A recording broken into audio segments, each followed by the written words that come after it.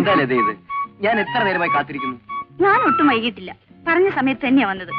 മോഹൻ നേരത്തെ വന്നത് എന്റെ കുറ്റാണോ? സമ്മതിച്ചു, കുറ്റം എന്റേത് തന്നെ. പക്ഷേ ഈ കുറ്റം ഇനിയും ഞാൻ ചെയ്തുകൊണ്ടേയിരിക്കും.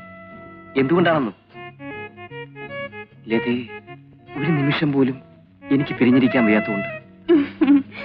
അത് കൊള്ളാം. എങ്കിലേ ഇവിടെ തന്നെ ഒരു വീട് കെട്ടി സ്ഥിരതാമസം തുടങ്ങുന്നതാ നല്ലത്.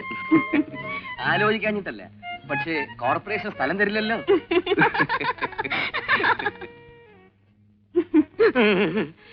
അയ്യോ സാറേ, വല്ലതും തരണേ. ഒന്നുമില്ല, പൊയ്ക്കോ. എവിടെ പോയാലും ഇയാളൊരു ശല്യമാണ്. ഒന്ന് സാറേ, ഇങ്ങോട്ടൊന്ന് നോക്കിക്കേ, എന്റെ കാല് കണ്ടോ? എനിക്കൊന്നും കാണണ്ട, താനൊന്ന് പോയാട്ടെ. സാറ് കാശൊന്നും തരണ്ട, ഒന്ന് നോക്കിയാ മതി, ഫ്രീ ആയിട്ട്. എന്റെ അവസ്ഥ എന്താണെന്ന് ബഹുജനം അറിയണമല്ലോ. എടോ, താൻ പോകുന്നുണ്ടോ ഇല്ലയോ?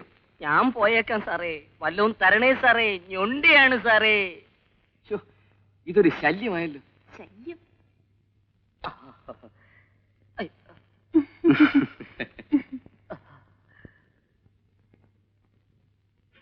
50 പൈസ. ഇങ്ങനെയാണ് ഞാൻ തെണ്ടി പോകത്തേ ഉള്ളൂ. जैसे कोई रे जिंदगी में आए